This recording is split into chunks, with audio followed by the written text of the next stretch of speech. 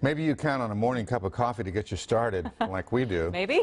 Well, there's a fungus now growing in the coffee fields of several South American countries that's killing the trees and now threatening to drive up the price of coffee. This is a depressing story. Absolutely. Local 2 consumer expert Amy Davis explaining why Texas A&M researchers are now getting involved in all of this.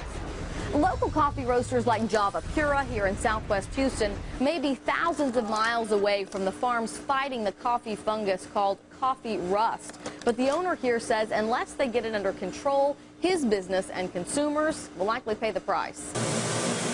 Long before these beans were ready to roast, Richard Colt chose them specifically by visiting farms in El Salvador, Panama, and Costa Rica, all countries hit hard by the Roya fungus, also called coffee rust.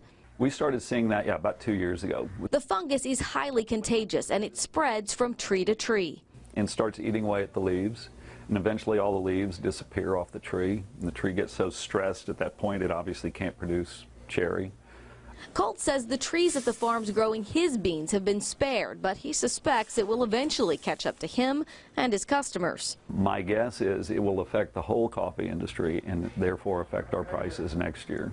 That's where researchers at Texas A&M's World Coffee Research Center come in. With a $5 million award, they're working in 10 different countries to breed a coffee plant that is resistant to the coffee rust. So far, coffee giant Starbucks has been able to avoid a price increase, and the Central American coffee harvest is over for the year. So any research now will determine what happens to the trees and coffee prices next year. Researchers are not only concerned about the rising cost of coffee, but they say if this fungus puts farms out of business, it will increase poverty and hunger in Central America, and that will lead to violence and drug trafficking.